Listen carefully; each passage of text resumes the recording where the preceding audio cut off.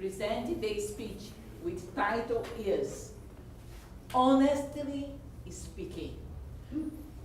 Larry Benovitz.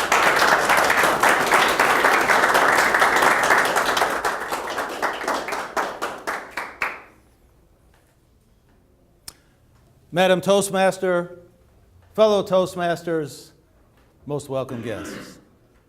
Honestly speaking, I think that we have a great club. We have great speakers. But over the years, I have noted repetitive errors, things that take away from the good things that the speech tells us, takes away from the presentation. Today I want to talk about, and I am going to talk about, things that we can do to correct these errors. Question: when does your speech begin? Your speech does not begin with the first utterance of a word. Your speech begins when you hand the speaker's data sheet to the Toastmaster. You want to make sure that you are introduced in the way you would like to be introduced. Simply handing the sheet and walking away is not enough. You must discuss briefly with the Toastmaster exactly what is on that sheet. I have seen speeches that ordinarily would have been considered very good to have been destroyed by a Toastmaster who is fumbling and bumbling and stumbling, giving the introduction. Remember, the first thing, make sure the Toastmaster understands how to introduce you. We then move to the title of the speech. The title of the speech is one way to bring in the audience. You have to bring in your audience. You have to lure them in. For example, consider two titles. Title number 1, Better Eating. Title number 2, What Foods Will Make You Live to Age 100?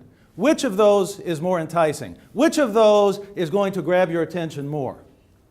Obviously, the second one, because you're talking about 100 years, and that's going to, and your ears are going to perk up when you see that.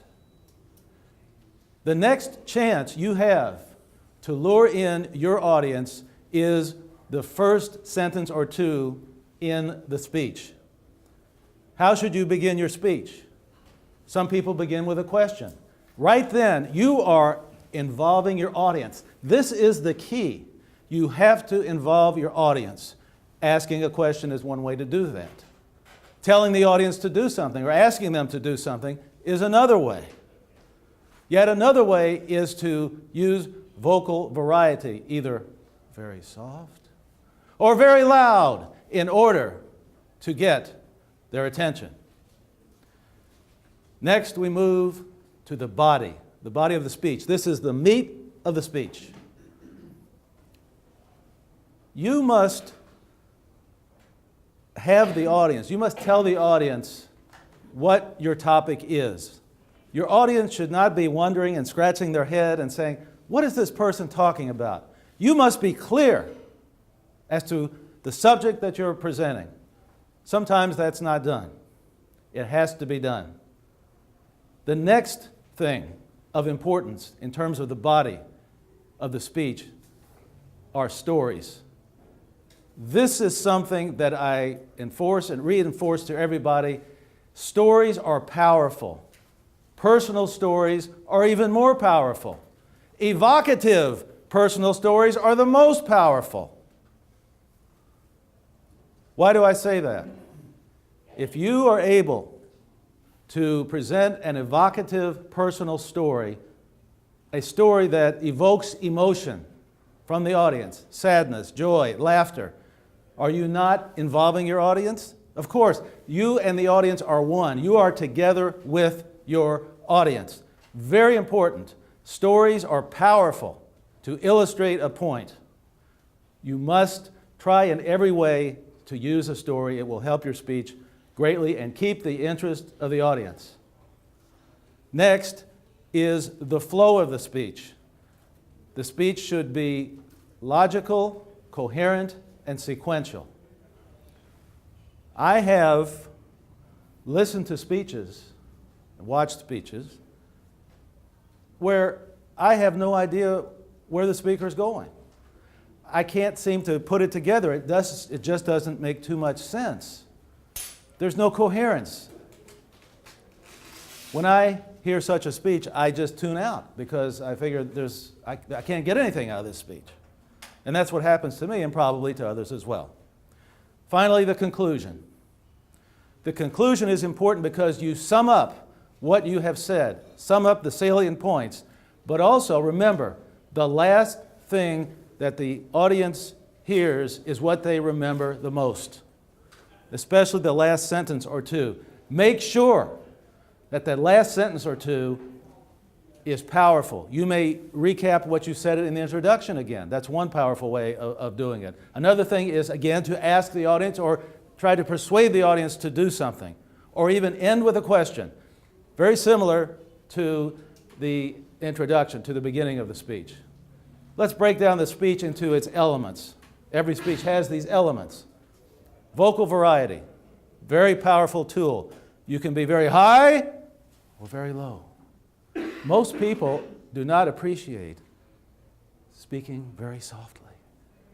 Why? Because when you speak softly, you're drawing in the audience. They have to strain to listen to you.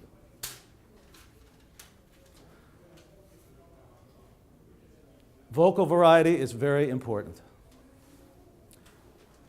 Gestures. Gestures can make a speech. This is the neutral position. The only time you move from that position is if you want to make a gesture. No, it's not Tai Chi. I'm just giving you examples.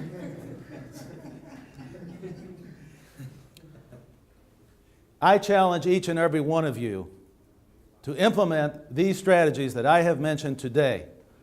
If you remember nothing else from what I have said today, it is this. If you want to improve your speech, if you want to up your game, so to speak, the best thing you can do to implement all these things is to obtain the services of a mentor. I cannot stress this enough. Find a mentor and be serious about what you're doing, and your speech will rise to the top. Madam Toastmaster.